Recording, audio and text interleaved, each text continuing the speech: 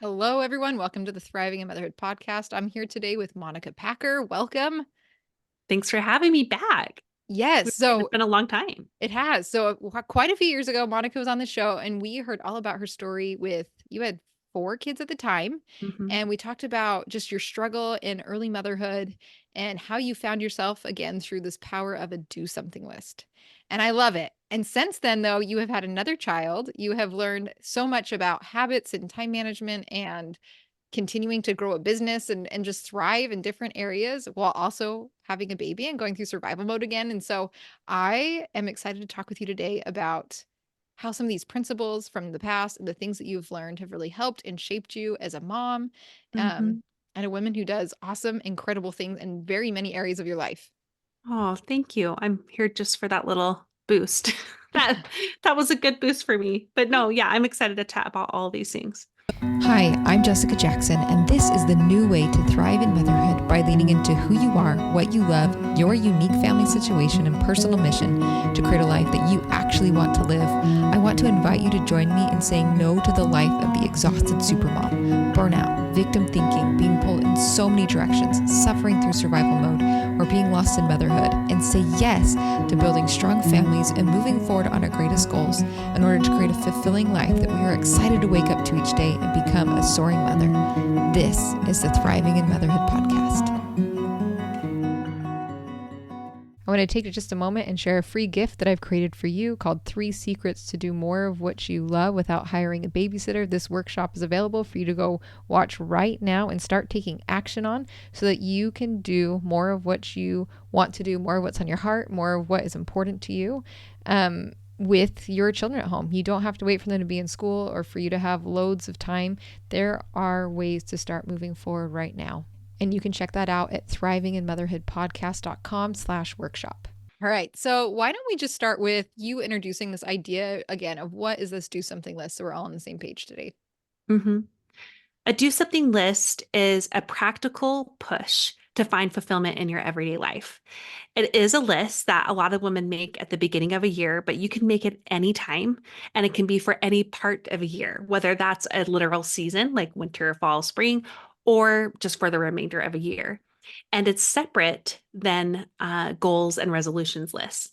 It's more about exploration than it is completion.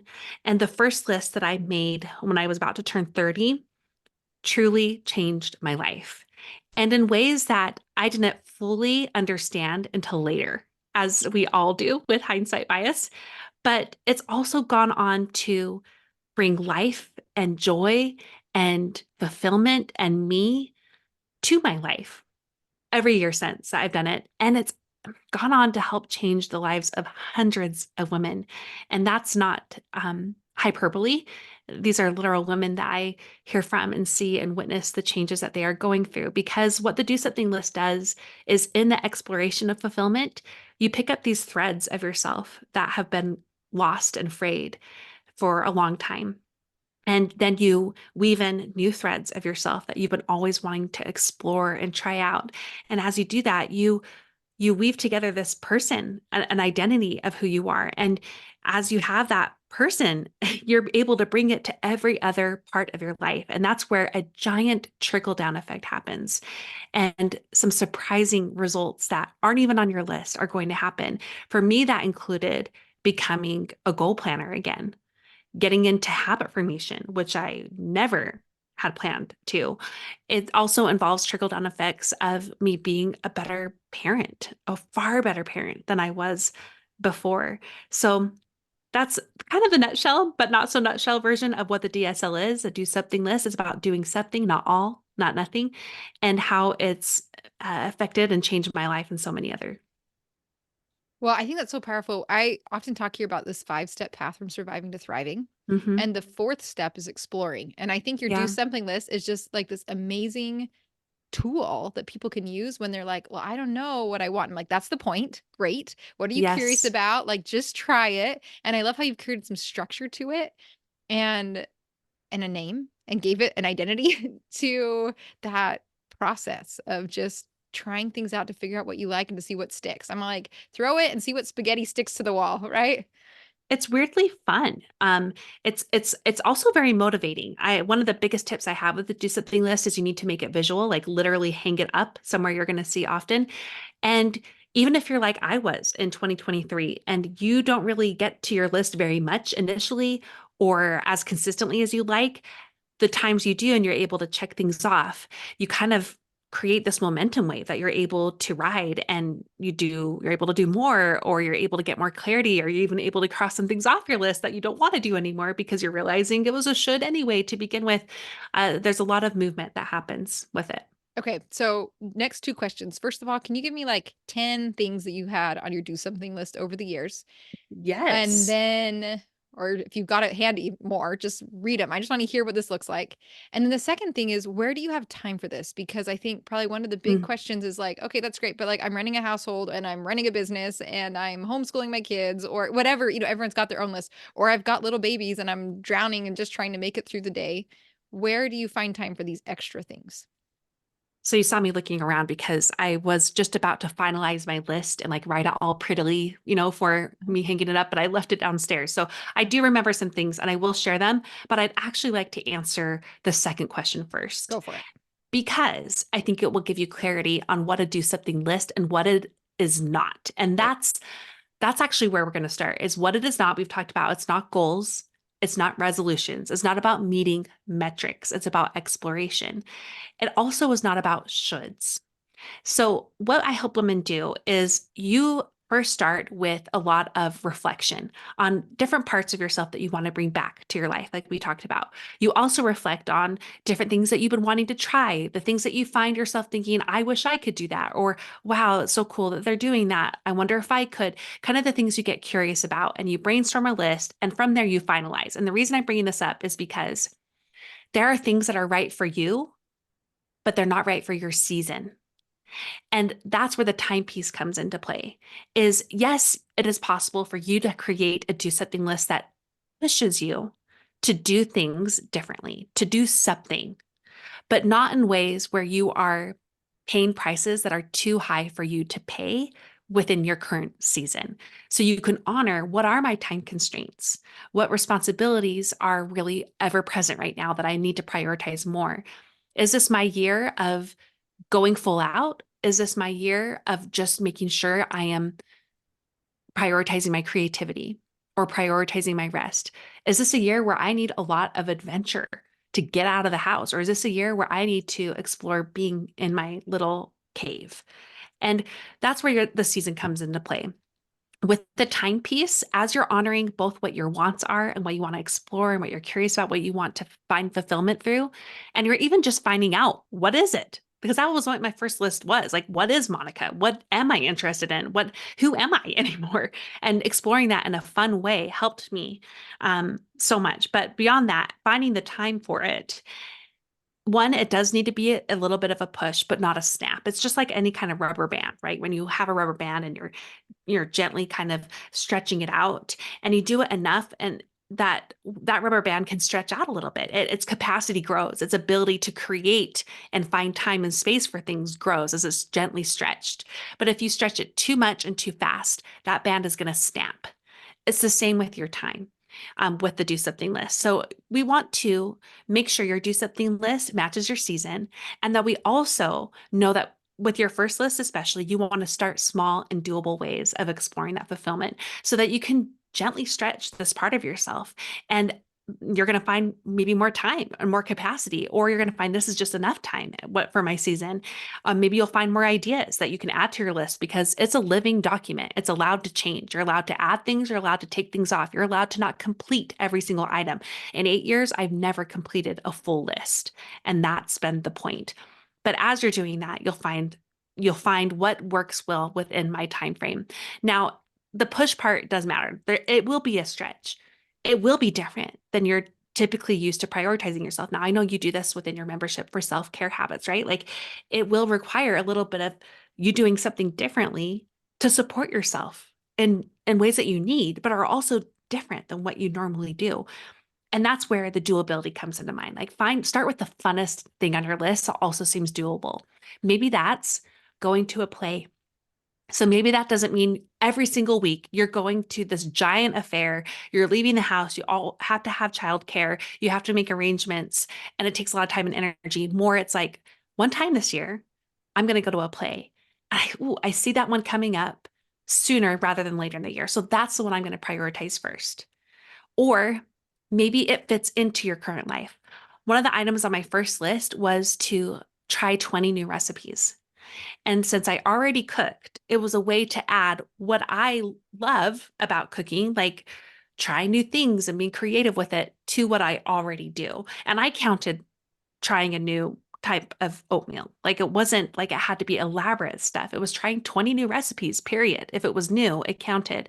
So you can find ways to embed it in your life or to find doable ways to prioritize it without sacrificing your life. And I'll just share a couple more ideas so that they can get some examples. On my list this year, one of the things I have is I want to go on 3 adventures with my kids. And that's just where we try something new. Maybe we'll go to a new park. Maybe we'll try a new hike. Maybe we'll go to a new museum. And I like to have numbers because it's kind of gamification. And I think we know this with course creation, right? It makes it kind of fun. It makes it so you can check things off. So that's on my list. Another thing on my list is I want to learn 3 new piano songs. I didn't realize that number 3 is so, connected, but that's because playing the piano makes me feel like myself. I'm not very good at it. I'm not going to perform anywhere. Not on my list is perform at church or do a recital where I'm the main performer or join a talent show. I'm not doing any of that. This is more, how can I explore music again in my life? Well, I can learn 3 piano songs throughout the year, or even 2, or even 1. And that way, it's just a little bit of time over the course of time that I'm investing in my DSL. Then I have some bigger ones. One of mine is to take on 5 creativity challenges. And I did this just last year. It was my first year doing that. And I only did 3 of the 5. And not only like that was so fulfilling for me, it made such a difference in my life that I wanted to do it again. And it's going to be like embroidery. And that's a creativity challenge. I'm going to learn how to embroider. Another thing I have is I want to draw a portrait of my kid. So it's not like I'm taking a portrait class and I have to go outside of class at my home and do that, although that could be on the list. But they're just fun ways to explore myself. So there's variety to your list too. You want to have things that are easy to accomplish. There are things that might be even more of a stretch. But in the beginning, especially, just focus on stretching that little band that you've got and taking time for yourself, not snapping. I love this idea that, it's really powerful in those like early years, like you said, when we're kind of in the young phase of motherhood, had gotten lost. But I feel like Yeah. my kids are getting older now and there's so Mhm. much going on. And I'm like, I used to do woodworking and I don't know, like I had all of these things that I did with my kids. And now my kids are doing all those things and I'm like managing a lot of stuff. And so I'm thinking, this Yeah. sounds like fun again to just bring, not just like work all the time or like focus on getting things done a lot of the time, or even I do a lot of things for homeschool. So I'm doing fun things with my kids all the time, but like just something new for me, Yeah. Something just for different. no reason except to do it. It's not about productivity. Yeah. It's not about the outcome. Yeah. And that's the biggest lesson that the DSL has taught me. It's the transformation lies in the process, not the outcome. It's never about completing my list that gives me that fulfillment. It's in the trying that I rediscover who I am, that I'm able to be more of myself and experience the trickle down effect that comes from that. Yeah. That's fantastic.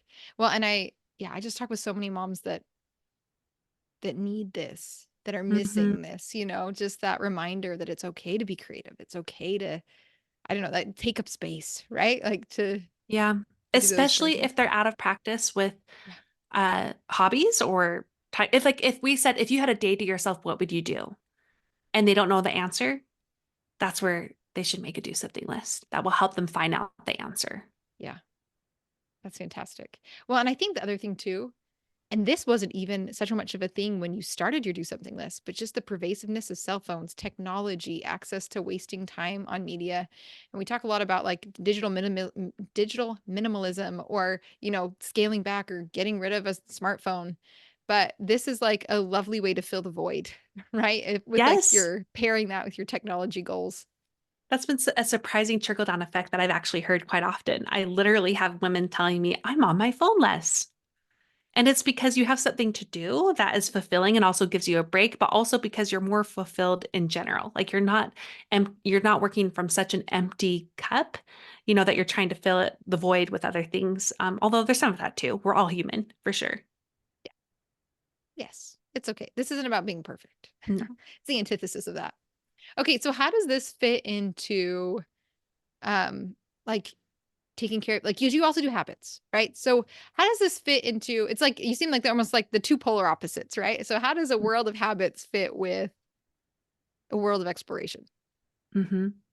So as I I actually said, think my they pair nicely together, but Yes, yeah. I think they do, but it's funny because I am realizing there is a disconnect in how people see these two things, and Yeah. mostly how they disconnect from seeing themselves as a certain type of person, mainly with habits, that they think they're not a habit person because, oh, I don't have like a full day of routines and systems, or I don't, I'm not waking up at 5 a.m. A lot of people even just think that if you're not waking up at 5 or 6 a.m., like, oh, you don't have good habits because there's so much charge and so many layers of shames and shoulds that have to do with habits in particular. Like, even when we say, do you have a good exercise habit? We're all like, no, because I only exercise 3 times a week and I go on like a 3 mile walk. And many people are like, that doesn't count. And you're like, yes, you Yeah, are it a does. consistent exerciser. Yes. Yeah. So, in so many ways, we discount ourselves from the habit formation piece of it. And I think as you're exploring more of who you are with that do something list, we talked about the threads that you pick up. As part of that, you're really resonating with who am I? Meaning what does matter to me? What things do I like? What helps me show up with more energy? What re-energizes me? And knowing these things about yourself actually gives you the information you need to make your own prescriptions when it comes to habit formation. To know better, one, I want this type of habit, but I want it in this type of way. And that works well for me. You're able to weed out the shoulds so much better. And with this like inner strength, because you know yourself so much better because of that do something list. So while the two aren't meant to be companions, they very much are because one informs the other. And sometimes your habits are actually what can also help you uh, prioritize more time for the do something list. But it's funny. I actually coached a woman on my podcast, so it's like out there, and she was there to talk about her morning routine. And as we were talking about what she wanted to work on with her morning routine, we realized the real problem was that she lacked fulfillment, and she didn't know how to find that. And then we worked on her do something list instead. And she didn't think the do something list was for her. She'd heard me talk about it for years, but she never did one because she thought it was about hobbies. And she just thought she was a person who was not a hobby person or that she just didn't like things. But as she did her do something list, she said, not only was I able to like explore things without pressure, I didn't have to say this has to be a hobby, but I also found that the fulfillment piece is what informed the habits I didn't want to have in the morning from there. And now she has a better morning routine too, because one has more fulfillment, and two, she's more informed on like what actually will help me feel better in the morning and show up differently. That's awesome. I think I want to so I love that example of the morning routine to do something this, but can you give me an example from your own life Yeah. of of this habit formation, do something list, and what habits do you find are effective, right? Like we are starting to hear, well, if it's not waking up at 5 a.m. that makes me good at habits, like what is it that does? So here, let me talk about 2023 a little bit. I shared Okay. we had our fifth kid, Mhm. and we had him in January. So I feel like all of the year 2023 was marked by this baby's appearance as well as his development that paralleled my own reemergence as a human being taking care of herself. Because as of January of 2023, all of my habits were either baselines, meaning the minimum version of my habits, or they were removed from the table altogether. Day planning was out. Personal journaling had to go. Meditation was now not a priority. I was doing the bare minimum of habits that were most supportive to me, like sleep, habits that help me sleep better, and habits that help me move, and everything else had to just gradually be worked on and embedded back in my life as the year progressed and as I gradually got back to myself. Um, I'm saying that for those moms who are in a survival mode, because even though we talked about this in the past, how as a young mom, I was barely surviving. Sometimes you get to a place where you're in a survival mode again, and it's not really your fault. It's just a season. And that was the case for me. This really did rock my world in ways I did not expect. And I expected a lot because I knew what Yeah. I was getting into, you know? Yeah. Well, except But you don't because you've never you done don't. that before. Well, and I know like after my fourth baby, I had to relearn how to brush my teeth. Oh Like my gosh, yes. like very basic. Like and that was Yes. recent. So, yeah. I mean, I was looking at pictures from a year ago and laughing because I can just see how exhausted I am. And I'm like, have a baby in a carrier and I walk on a treadmill for 10 minutes because I know that's the only thing that will save my sanity that day. And that was my only habit. Like I was getting back to like, can I shower by the end of the day? Can I empty a dishwasher? And these are all things like I was like doing day 2 after the birth of my fourth. So it was very humbling to have such a contrast, right? Yeah. So okay, so there's survival mode with habit formation. It's knowing, okay, what are the habits that are going to help me show up the most? It's not about what prescriptions, what metrics do I need to meet in order to count as a good fill in the blank, a good mom, a good wife, a good whatever your job is, whatever those things are. It's not about the metrics or prescriptions. It's about yourself. What habits will support me so I can show up? And And that's those are why the the do habits we work something list on. is so helpful because as you start to understand yourself better, then you understand what gives you that energy and that fulfillment that you need to have for your hmm habits.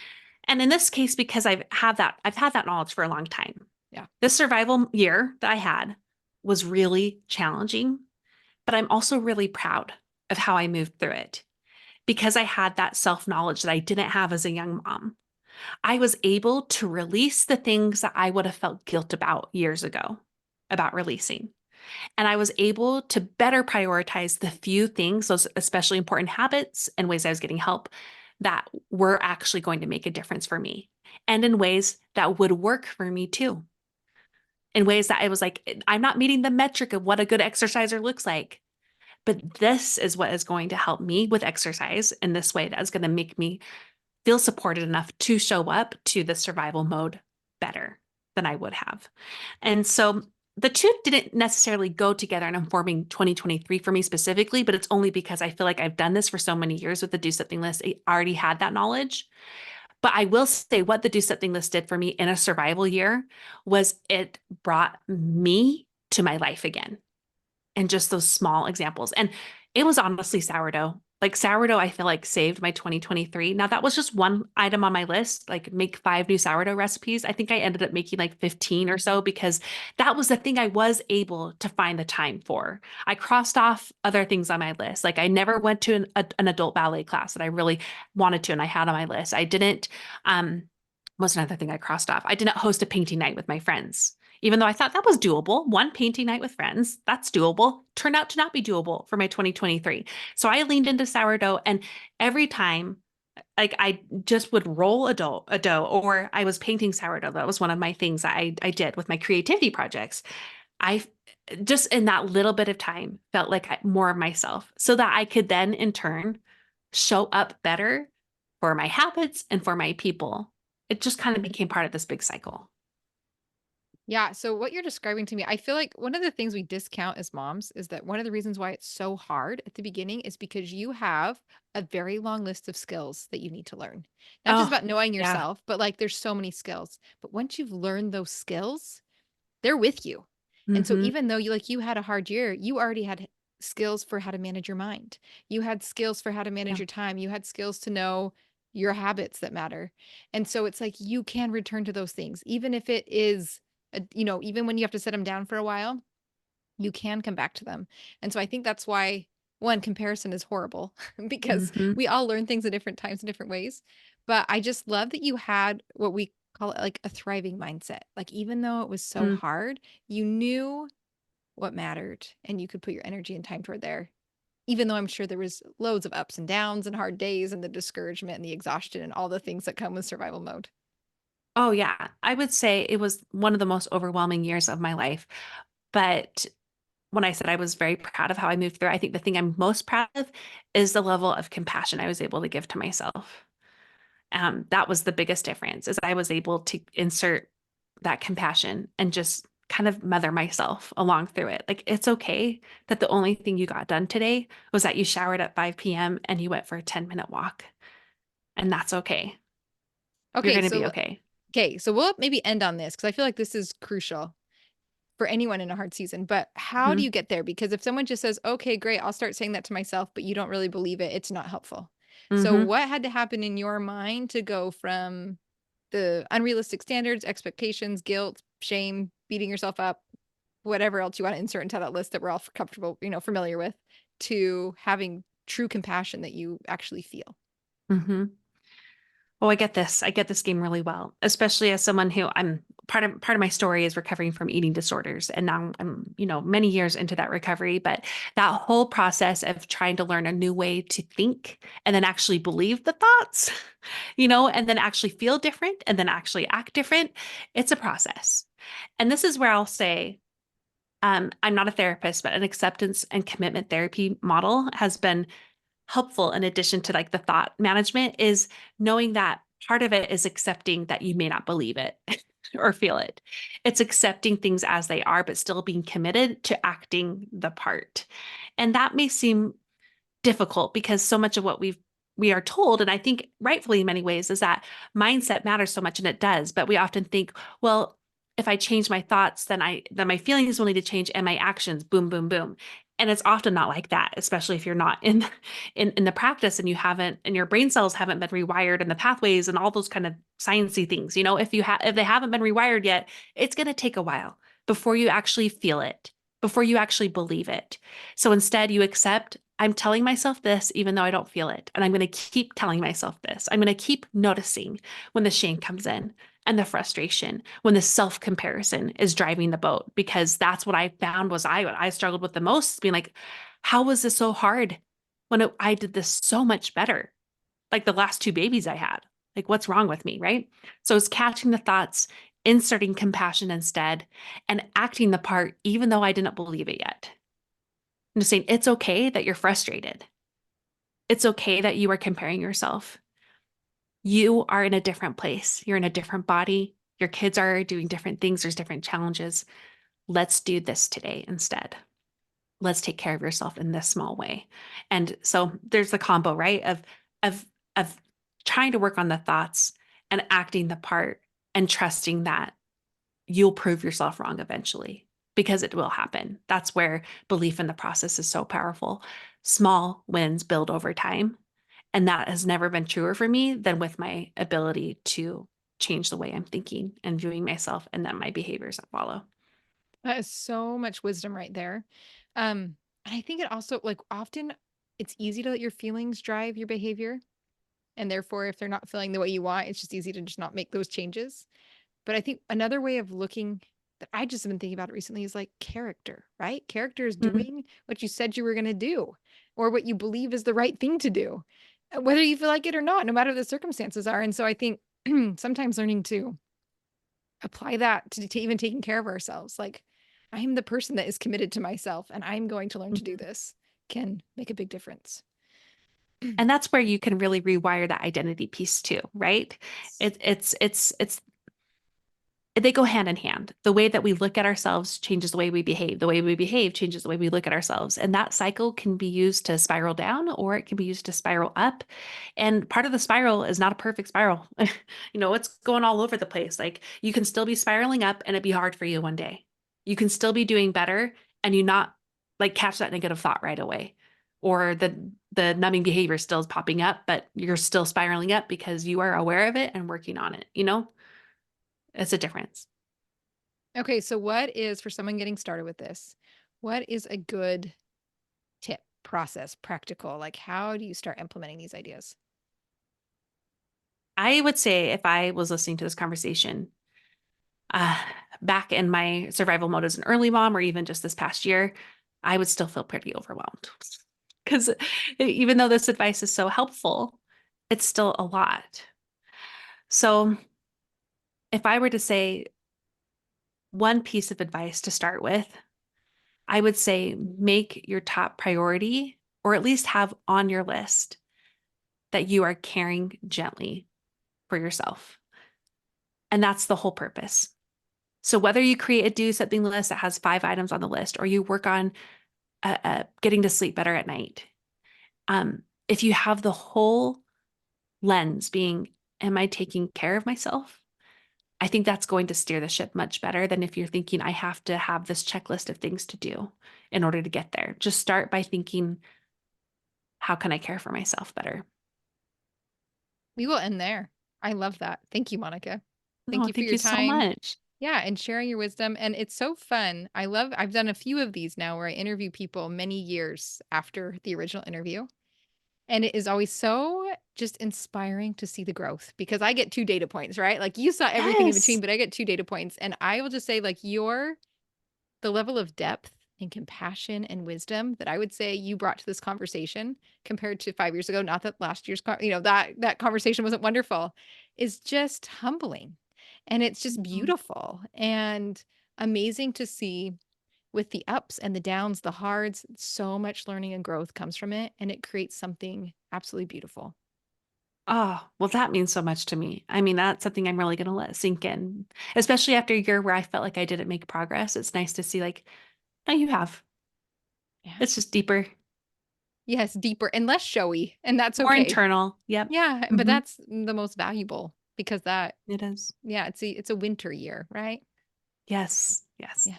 I hope that this conversation with Monica was as encouraging for you as it was for me, and that you got, your golden nugget takeaway, which I would love to hear below in the comments. What really stood out to you? What are you going to take away from this conversation?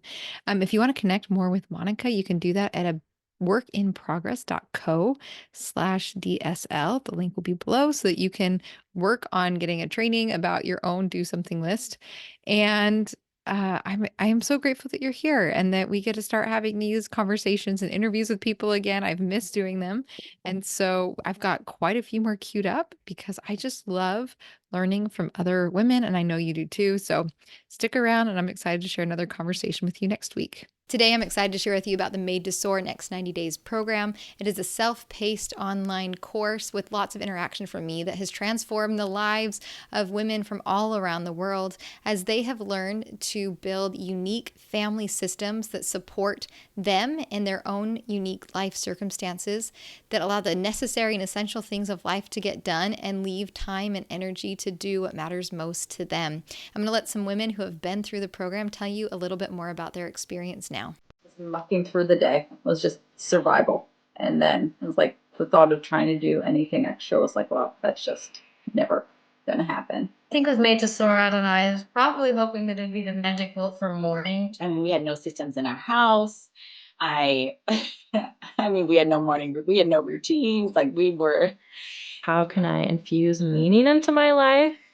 And even if I do the same thing, how can I think about it differently so that I'm feeling fulfilled? And so that was my goal in joining the next 90 days was to figure out how to kind of handle all of these different domains. How do I become intentional with all of these things and make sure that I'm meeting my own expectations. Now I have systems set in place that things like the laundry just automatic, things get done. Because I was able to have the foundation of some of these systems and routines. When things got crazy, I could still go back to those and be like, okay, well, at least the laundry got done. At least my kids got fed. At least I read the Bible and did my workout today. So it helped me go through a couple big moves and big changes and to keep some level of stability for the family. Figuring out how do I homeschool? How do I do it with consistency and some level of discipline? And then how do I build a business and still find meaningful work outside of my home? All of that, I wouldn't have known how to organize it. It was all kind of just like spaghetti in my brain. With Made to Soar, just gaining clarity about what I wanted my days and weeks to look like, my hours and my spare minutes. This is how we get to where we want to go, and just changing those expectations has helped me be happier. I have power to change my circumstances, right? That I can put in new routines. I can solve some of these problems. I can think about things differently and realize that I have power to be in a better place.